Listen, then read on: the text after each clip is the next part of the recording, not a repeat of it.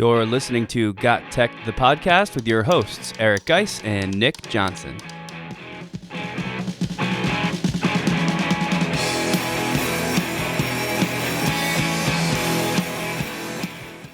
Welcome back to GotTech, the podcast. This is episode 26 called Project-Based Learning with Richard Smith. In this episode, we'll talk with Richard about some innovative ways to incorporate project-based lessons in your classroom. We put Richard in the first ever GotTechED Hotseat where we ask him random EdTech questions and then interrogate him on the answers. We also explore our own project-based ideas and wrap up by discussing the exciting publishing feature on Google Slides.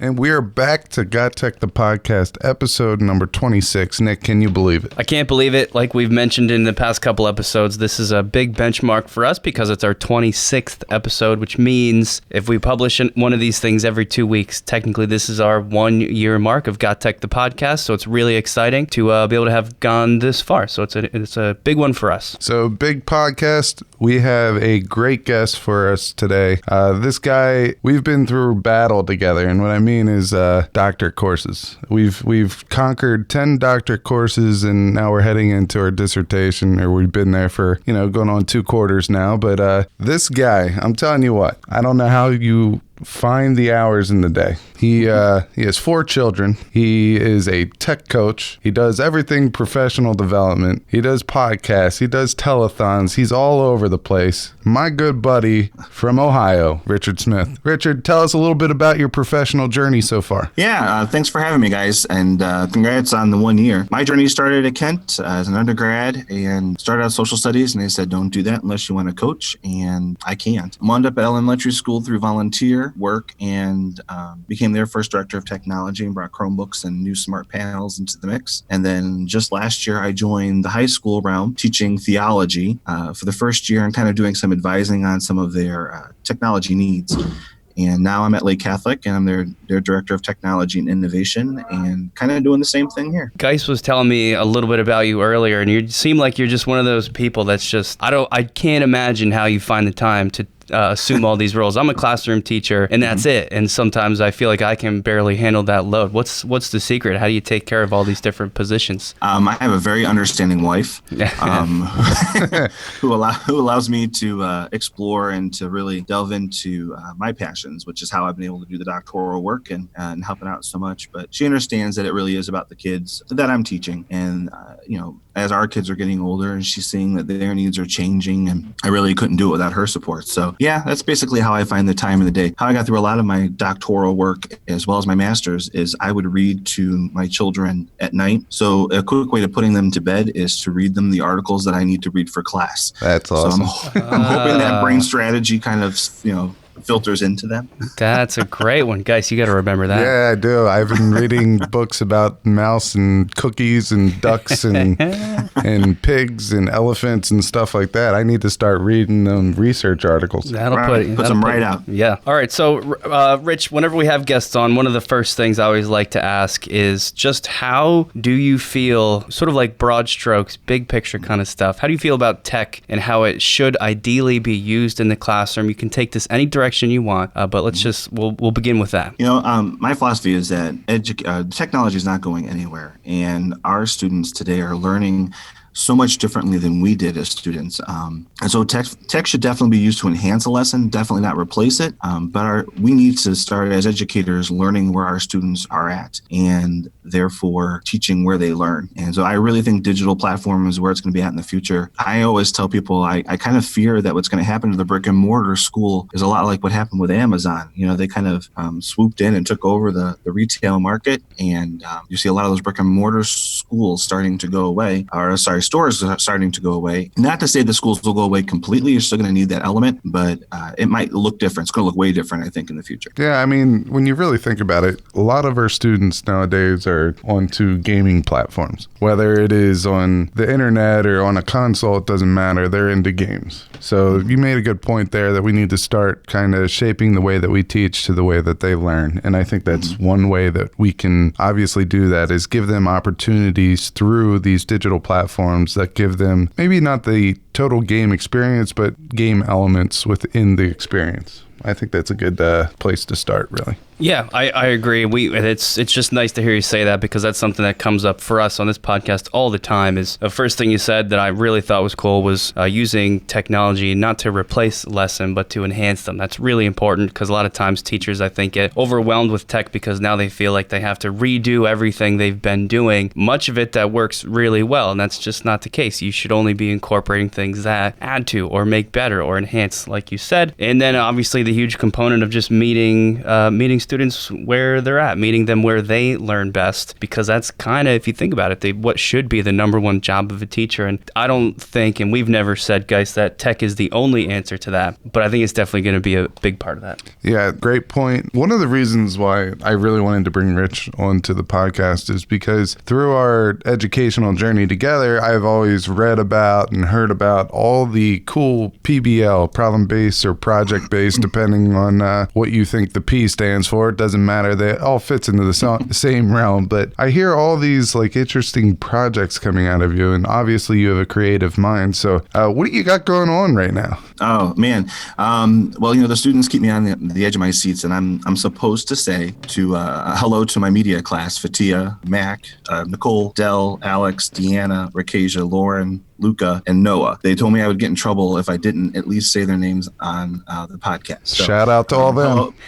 Yeah, and I really couldn't do it without them. They actually kind of are my inspiration for working with this digital media class that we have. They're always willing to try something new, and the webathon was just the first example of that. We took a tour of our local PBS station last year, and we looked at ABC, our affiliate is Channel 5 here, and they sat down after the meeting. We had some lunch and talked about PBS doing their telethon and how we can do a modern spin on that. And they said, well, let's try it out for next year. So this really it came from them. They wanted to try it out, but it incorporated all the different aspects of video, camera, shots, angles, the technology, updating leaderboards, and they kind of took that head on. So we assembled a team, and we call it We Give Catholic in Northeast Ohio. It was to raise money for our school. Last year they raised $10,000 just kind of through word of mouth and email campaign. So we were hoping to hit that a little harder. And so they got together. We planned a storyboard for a 7-hour broadcast, which I don't know if any of us really knew what we were getting ourselves into, but we said, let's try it. And we hit a lot of setbacks along the way, but we did our first on-air live guests.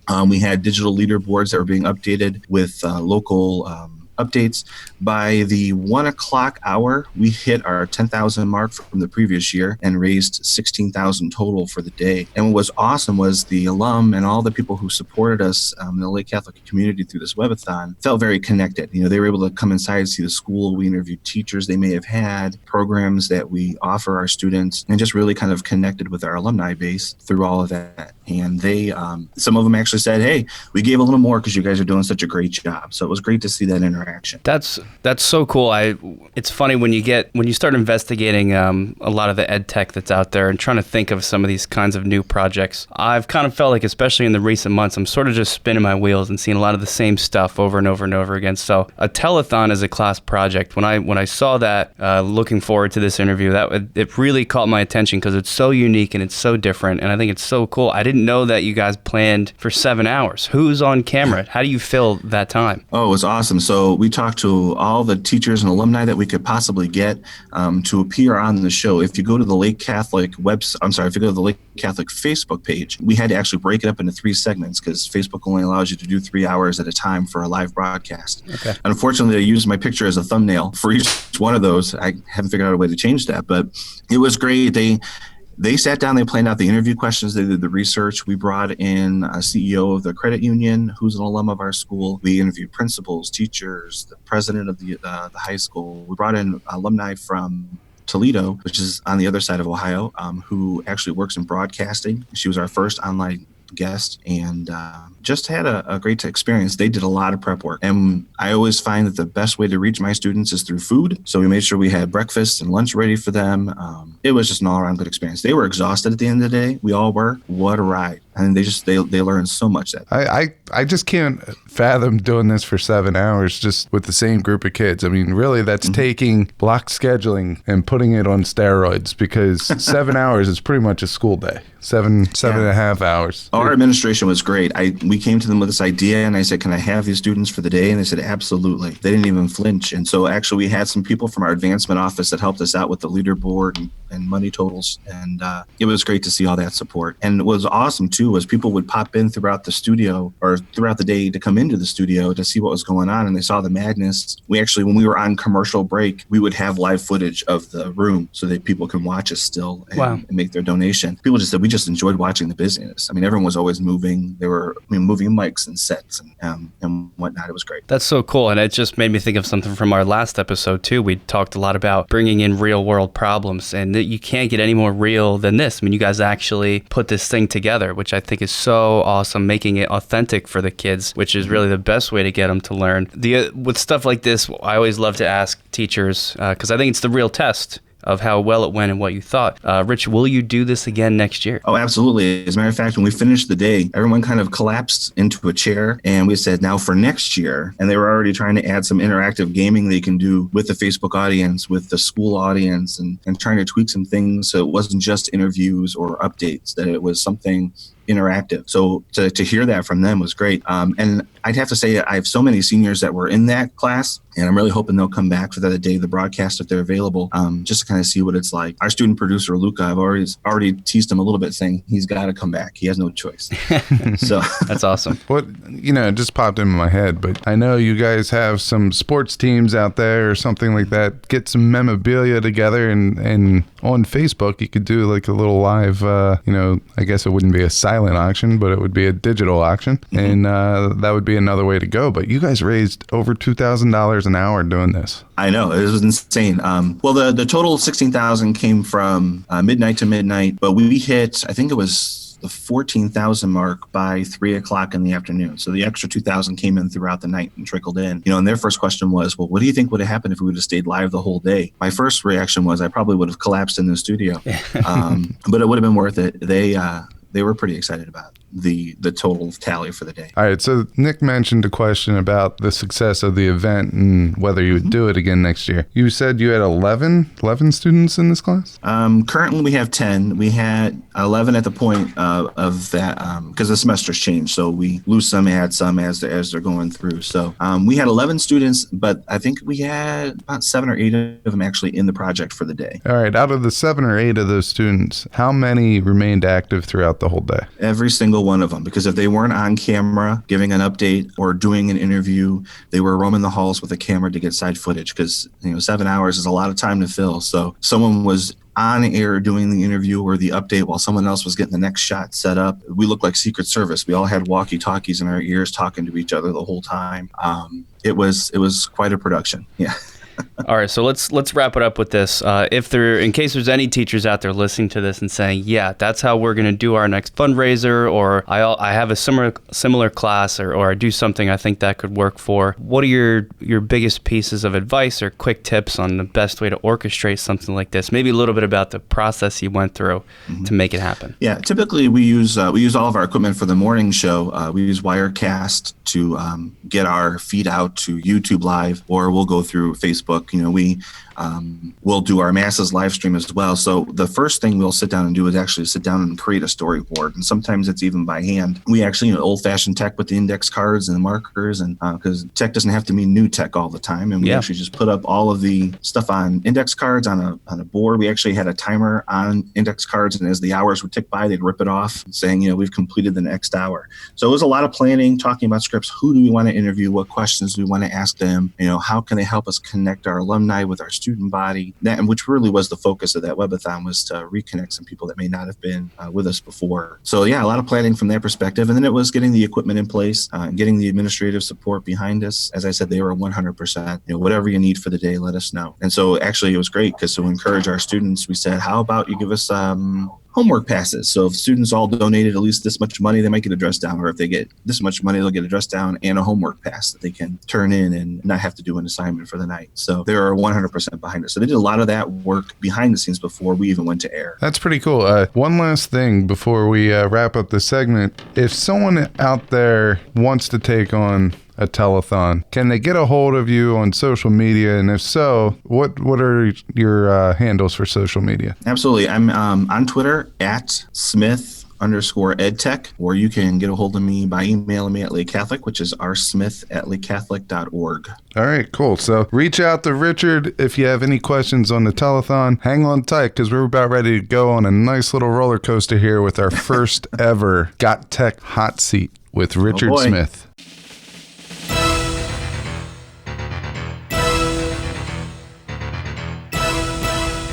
It's time for the GotTechED Hotseat.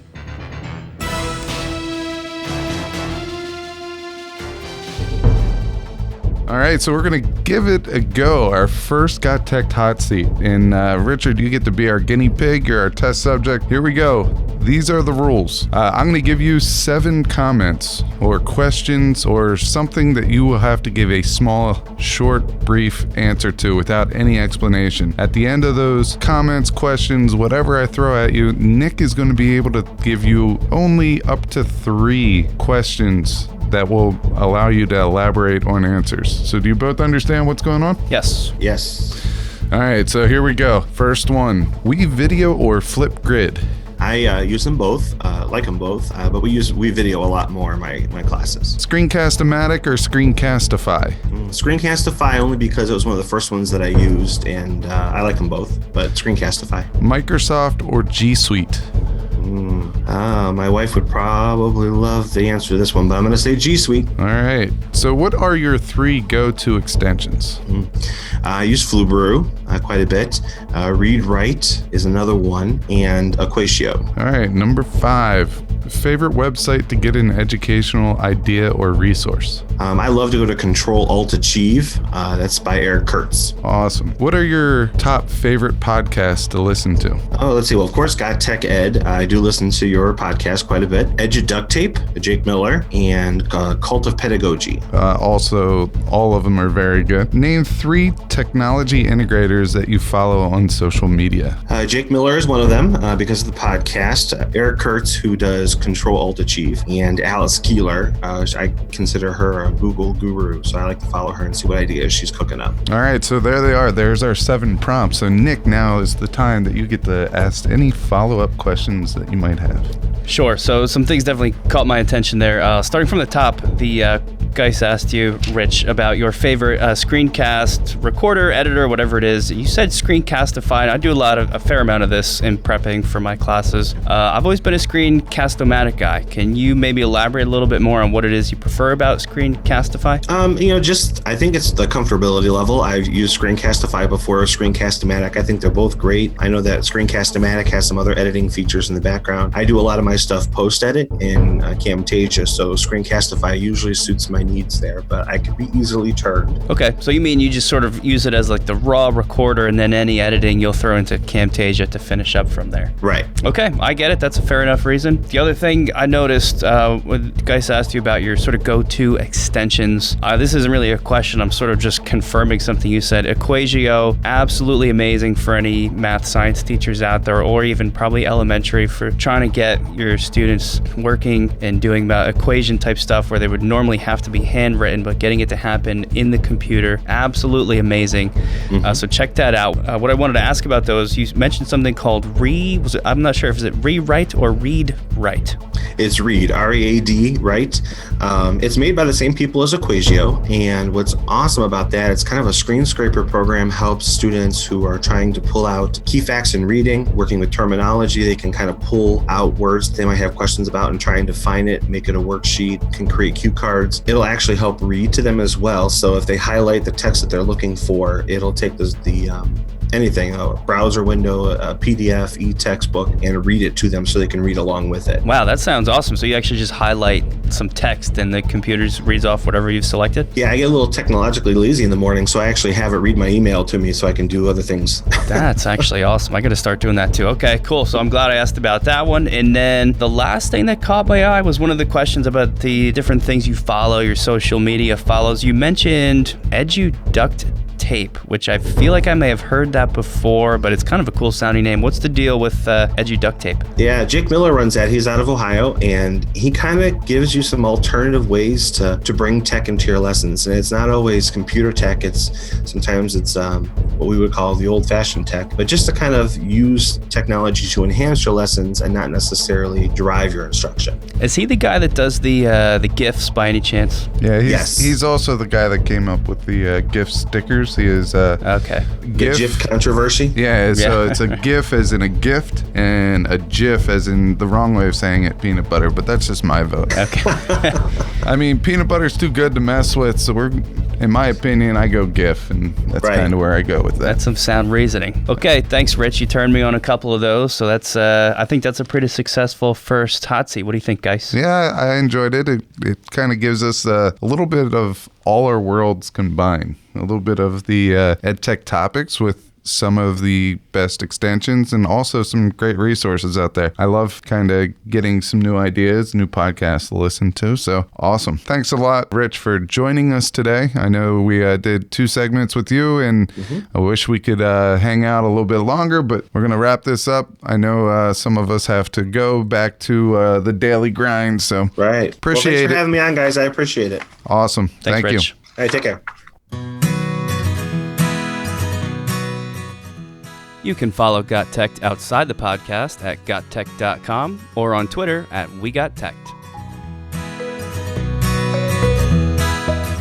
So that was really exciting having Rich in here. What a great guest with some amazing ideas that, like I said when we were talking to him, I've just never heard of anybody doing anywhere before, especially with students. The telethon is such a cool thing, and it did kind of get Guise and I thinking about some of our own project and problem-based learning lessons in our own classrooms, and for Guise, things that he's done before and kind of helped other teachers put together. So we thought we'd just kind of share some of our own ideas as well. And actually, the one that I've been thinking of, I'm kind of on the fence about it. I've not done it before, I'll be totally honest, but for the past 2 or 3 years, I keep thinking about it, and for some reason, I just haven't pulled the trigger on it yet. So I was kind of curious if I could you've never heard me say this before, so I want to tell it to you cold and get your raw, honest opinion of this idea. I'm ready for my mind to be blown a little bit. Well, I don't know. That's my thing, is I can't tell if it's either really awesome or really not. So my idea is this. At the start of the school year in my chemistry class, the first thing the kids study is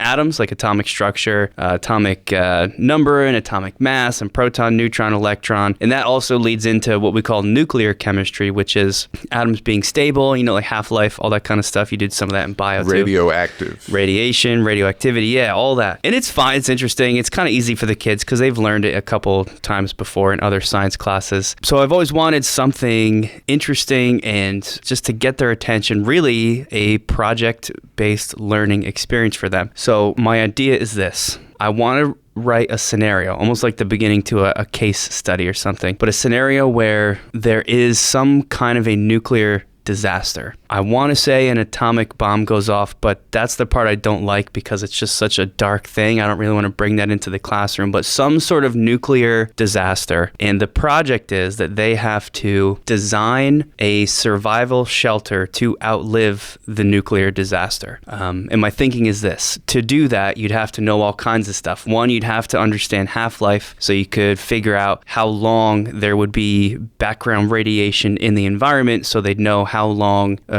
they would have to be able to stay in the shelter. So half-life you'd have to know about. You'd have to know about types of radiation, so you could choose what materials to build your shelter out of so it would actually protect you from the different types of radiation that a nuclear explosion would give off. And there's a couple other loose connections too, but I really want to build in something like that, but it's just such a weird topic because it's like not nice. You know what I'm saying? It's like it's really not that weird. Okay. Well, you think that could work? I'm loving it. Yeah, it absolutely can work because you are already thinking about the things that they need to know in order to design this shelter. And I think a great way to show some type of a end game here is also for them to make a model Yes. of that shelter. And I think that's a big part of it. But why don't you use something that's already happened, like the nuclear power plant meltdown?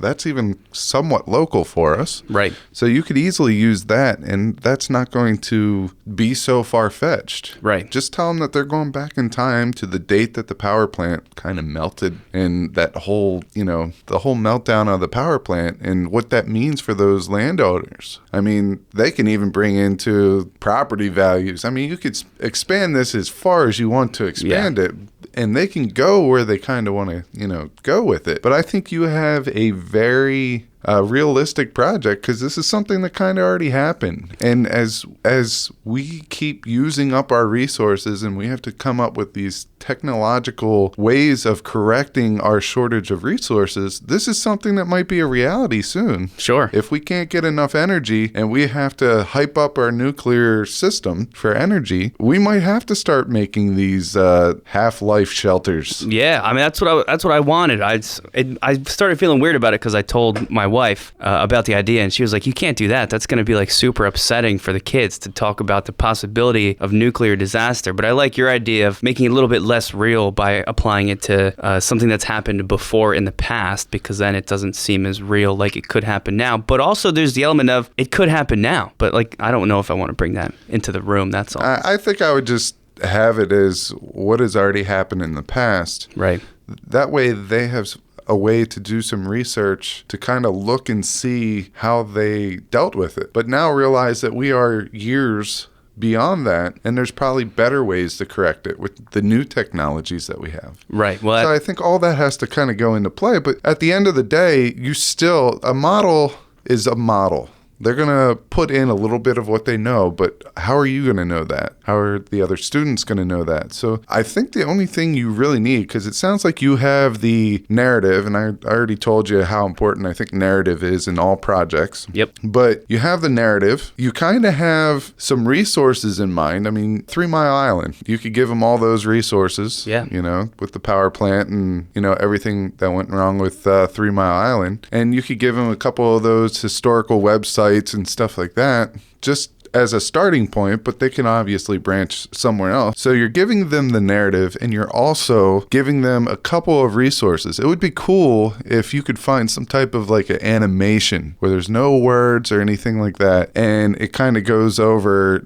the effects of the meltdown, and then show them that as a hook into the project. And then there's a movie that had like a bomb shelter in it. Yes, I know what you're talking about, because that's how I came up with this idea. I was watching, I don't know if it's the one you're thinking of, but I was watching a bomb shelter movie, and I loved it. And I was like, man, this would be so crazy to make a design project about this. I'm trying to think who was in this bomb shelter movie and what it was called. Was it Ashton Kutcher? I don't know. I can't remember. The one I was watching had John Goodman. It was one of the Cloverfield movies recently, which probably is not what you're thinking of. No, I don't think it's what I'm thinking of. They thought there was a bomb, but there were... that's... But they're... Brendan Fraser was in it. Brendan Fraser, that's what was exactly that called, who. though? I love that movie. I don't know, but... all I know is they went in a bomb shelter, lived down there for 30 years, and then came up and realized that there was no atomic explosion or anything like that. So anyway, the only thing that you really need to come up with is how they're going to show mastery of concepts that you want, and your rubric and what that's going to look like. Right. So you already touched on a couple things. They need to know the atomic structure. They need to know half-lives. They need to know this. So how are they going to explain that they have that information? I think that's the only part of this project that you're kind of not going over. Yeah, there's some details that need to work out, but I don't know. I feel good about it now because your reaction was pretty positive. I thought you were going to shoot it down right away just for how kind of out there it was. I love project-based learning. Yeah. Problem-based learning, project-based learning, to me, there's very minute differences, if any, between the two, but it allows not only yourself to be creative, but other people to be creative, your students to be creative. It gets them asking questions, organized chaos in the classroom. I'm spilling out a lot of words right now, but I could go on for this for days. I know. Well, it's exciting because it's the kind of stuff that gets the kids excited. So, I don't know. That's just the one thing I was thinking about recently. What about you? Did you have something in mind after talking to Rich? Yeah, Yeah, I did. And this is another thing that I'm struggling to pull the trigger on. We kind of are pulling the trigger, but not to the magnitude in which I envisioned. And it has nothing to do with anything other than time. However, I will preface the fact that, Flipgrid had some upgraded features where you could now just hit a download button, download any of the videos that are posted. That is making me think that it might be realistic if I do the shell of the project for this year so students can try that, work out those kinks, and then go back and add video. But I love tying in faculty into projects, and I feel like that helps get student buy-in and it gets them interested. It's another way of personalizing learning. Yeah. So I want you to think our Oregon Trail that we played in the 90s. Loved it. Loved it. I still love it. I would sit down and play and die from dysentery anytime. It's on my phone right now. I'll pull it up right now. There you go. Think of that with kind of using Flipgrid as every time you go into a town, and you can go around and you can visit. Okay. But instead of doing like small towns and stuff, we do the Westward expansion. All right. So maybe the first thing we start at is the 13 colonies, and then basically the other beginning part of the mid-states over to the Mississippi River. And then after that, the annexation of Texas. That would be the next step in the Louisiana Purchase and the Oregon Purchase and, all this stuff. Let's see, we claimed a couple areas from Spain as well. So all that, and then the gold rush. And so at each one, you're almost doing like an amazing race, but you're not really racing against each other. But I want you to think the movement there. Yeah. And then you're also having these videos where maybe you contact 5, 6, 7 teachers that are in the building and you give them a little dialogue to read that kind of gives them some information. And then at the end of that information, there's that assignment for that day where they have to retain information, kind of like you did in your amazing race, where you had them come in and they always had some type of a starter activity that gave them a background of the information that you want. Yep. But then they have to use that information and prove that they know it in some creative way. And maybe the teacher in the dialogue kind of tells them a little bit about how they could portray that knowledge and how they could show mastery of that knowledge, but have that all over like a, Google Sites. That'd be cool. Something like that. So instead of traveling around to, I guess you're not traveling to different countries, but you're still sort of in that same theme, but you're kind of mimicking the westward expansion in the United States as you kind of take over these different territories. Each of those takeovers, like when we got, I don't even know if this makes sense because I don't know my history, but when we annexed Texas, like you said, that's an element to this game or to this project. Do I have that right? Yeah, so think of you traveling on the timeline of westward expansion. So these events happen in order. So it's up to the teacher, really, if they want it to go in, just directional. So as we go out west, or if we want to stop at certain areas at an order in which they want to choose. Sure. Maybe magnitude, like what type of impact did that have? Some of these expansion pieces are very minute compared to like the Louisiana Purchase. Right. So there are a couple different ways you could do it, and I can kind of see how it all lays out. I just feel like I'm missing, I need to get in the creative mode where I'm creating these pieces of it, and I'm getting help from content-based teachers on this, so I have to throw that out there. Yeah. But you have all these pieces and we put it together in one location where students can kind of get this progress. And the other thing is do we incorporate gamification in this a little bit? Do we say, okay, you have the content information and you have to show mastery using this creative outlet, and then you get game points. Right. For the quality versus the accuracy versus all this stuff incorporated in it. And the game points only matter in the game. It's not associated with a grade. Right. But later on, obviously, there'll be some type of assessment there where they would get a grade to reflect what they know and what they've completed. Okay. Like I said, I think it's a great idea, but it's kind of like mine. It's kind of like mine too. The hard part is always, you have that first initial spark of, oh man, this would be so cool. They could design a bomb shelter, or they could kind of design their own westward expansion progress as part of a game. But then you gotta work out all the details, right? You gotta figure out, what are they supposed to know? How are they supposed to know it? How are they going to demonstrate that they know it? Which sometimes probably all the time, that's like the hardest part. But I think we got a couple of good ideas here. Yeah, I think we just need to pull the trigger and kind of get our move on and create this stuff. I mean, once we start with something, I'm sure this is relatable to other people out there. Once we start it, it's like just getting that first piece of it done. That's like us climbing the hill. I mean, I could put this in a reaction form. Right. This is the activation energy. Once we get activated, it's a hill. So we're just skiing down the mountain. Well, it's like like you said, you got to be in that mindset too. If I sit down on my computer right now and I try to write this project, it's not going to happen. You can just tell my brain's not in the right spot. But if you're in that creative space for some reason, it just kind of works out nicer.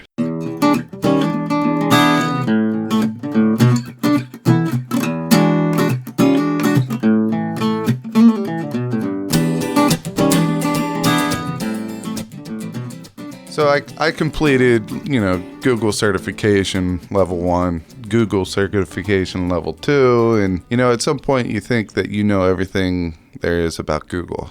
And then you realize that something that you knew you could use in a different way to make it work in a totally different way. Or there's ideas that make you expand on your common knowledge of the G Suite platform. So I just want to go over publishing. I mean, you could publish whatever you want. And you could publish slides, you could publish docs, you could publish whatever you want right in the Google platform. So for the people that maybe don't know, because this was new to me until just a little bit ago when we were looking over some of this stuff, publishing is an option. What do you click on, like File, right? When you're in a Google Doc or Google Slide, go to File and Publish. And my understanding is that when you publish it, it sort of automatically turns whatever you've made into a PDF, which is standard. Like I know a kind of a Word document will do a similar thing as long as you have a PDF writer downloaded on your computer.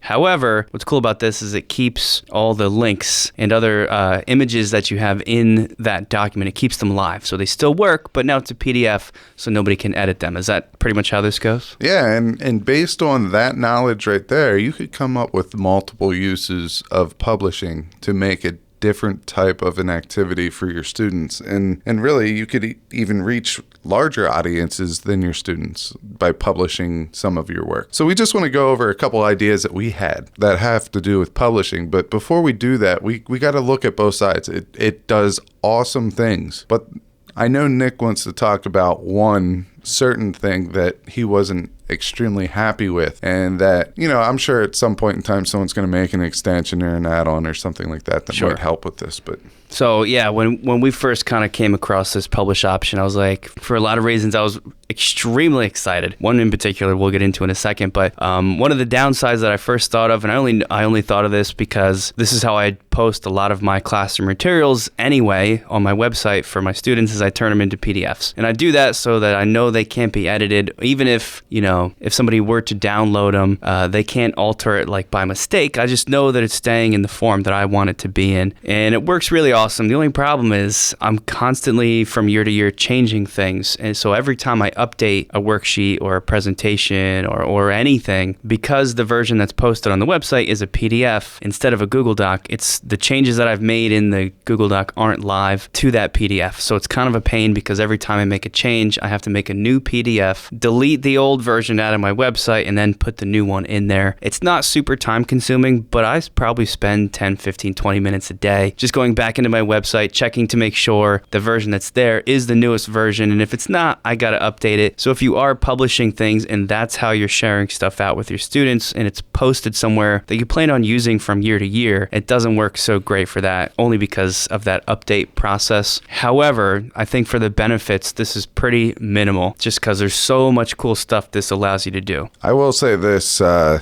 love this whole process, and I'm sure that someone out there might know something that we don't know when it comes to having a Google whatever published and automatically updating. I'm really secretly hoping that someone knows of an add-on or extension that might do this. So if anyone out there listening knows anything, please reach out to us, let us know, and we'll make sure that we give you a shout out on the podcast. But let's get into some of the things that we use publishing for. Right. So I'll kick it off because this is the one that really kind of blew my mind, and I'll try and explain it in the quickest way possible. It's something I've actually talked about a couple of times before on the show. Guys, you call them choose your own adventure stories. I call them interactive or clickable slides. Really, it's just a Google slide deck that I post on my website, but different objects and images in the slides are linked to different places in the presentation. So they can click on a picture of a proton and it takes them to the page about protons. And I put a little image that's like a back button or a home button, and it takes them back to the home slide. And from that home slide, they can click on different things to go different places. And it's great as long as the kids actually only click on what they're supposed to. But, you know, they're high school kids. A lot of the times they don't, and they just hit the forward arrow and just go through things out of order, and they don't really take advantage of the clickableness of my slides. And it's kind of annoying because it takes a lot of time to